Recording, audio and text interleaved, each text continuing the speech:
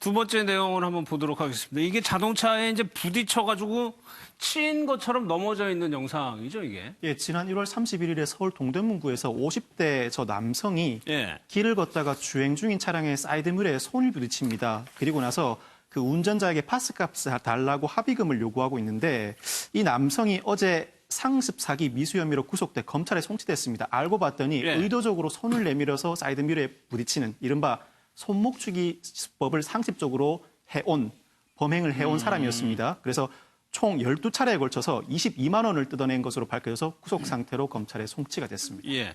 당시 운전자하고 경찰의 얘기를 좀 한번 들어보도록 하겠습니다. 내려보니까 그 사람이 쓰러져 있는 거예요. 얼마나 놀랬지냐.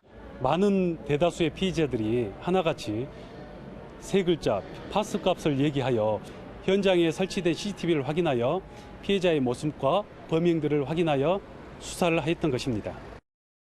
영상으로 보니까 뭐 수법이랄 것도 없어요. 차가 서행으로 오면 거기다가 팔을 대는 겁니다. 맞습니다. 차량이 다가오면은 천천히 오는데도 불구하고 일부러 네. 갖다 대고 떼굴떼굴 굴러요. 그러면 운전자들이 굉장히 놀라잖아요. 그럴 때 과도한 합의금을 요구하는 건데 파스값을 달라고 반복적으로 얘기를 했다고 합니다.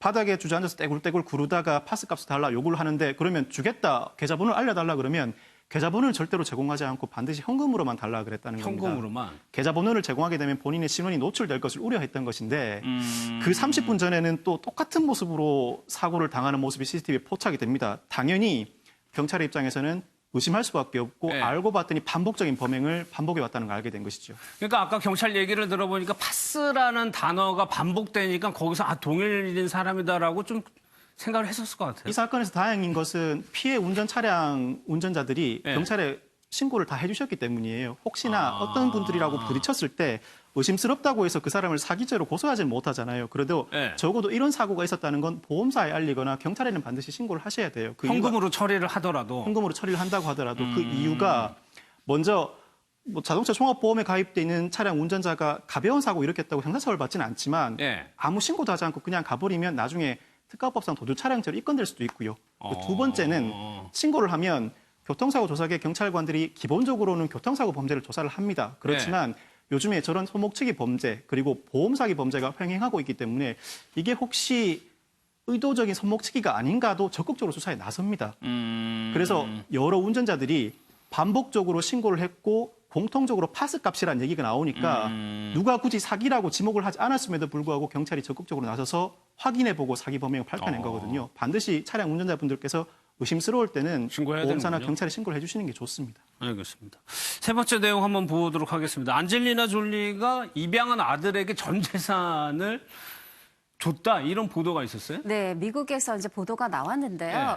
그 이제 안젤리나 졸리에게 3명의 이제 출산한 아이와 또 3명의 입양한 아이가 있잖아요. 그 중에 네. 장남 매덕스가 캄보디아에서 그 입양한 아들인데 지금 19살이란 말이죠. 근데 이 아들한테 무려 1,340억 원에 달하는 전 재산이네. 네, 전 재산을 상속한다 이런 보도가 나왔어요. 그리고 다른 자녀들한테는 1달러도 주지 않는다 이렇게 보도에 이제 명시가 돼 있었습니다. 그래서 이 소식을 들은 브래드 피트가 매우 분노하고 있다까지의 내용이 1차로 이제 미국에서 보도가 나왔습니다. 아, 친자녀가 이렇게 3명이나 있는데 배제하고 첫째 장남은 근데 안젤리나 졸리 측에서는 부인했다면서요, 이 내용을. 맞습니다. 네. 아, 이게 너무 소설 같은 얘기다. 말도 안 된다라는 것이고 사실 뭐 지금 뭐 친자녀 입양아를 따질 졸리는 아니라고 보지만 예. 이제까지 활동을 해온 걸 볼 때 자기 가족한테 다 상속을 할 졸리도 아니거든요. 그래서 그리고 예, 이런 부분에 대해서 정말 소설 같은 얘기다라고 이제 선을 그었는데 예. 아무래도 이런 보도가 나온 것에는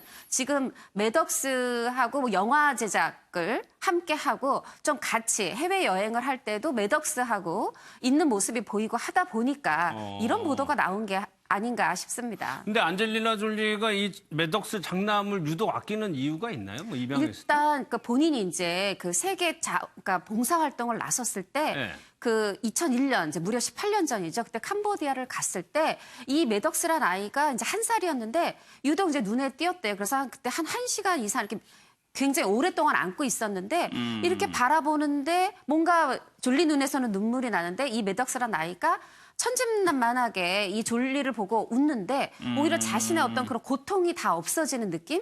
신을 느낀 순간이다. 졸리는 그렇게 표현을 했어요. 그리고 이 아이한테 내가 뭔가 행복을 줄 수 있을 것 같다. 가족이 돼줄 수 있을 것 같다는 생각이 들었고 네. 그래서 실제로 이듬해 입양을 했거든요. 그러니까 우리가 이제 첫 번째 아이 낳았든 아니었든 첫 번째 아이이기 때문에 더 어떤 좀 각별한 정이 있지 않나 그런 생각도 듭니다. 예.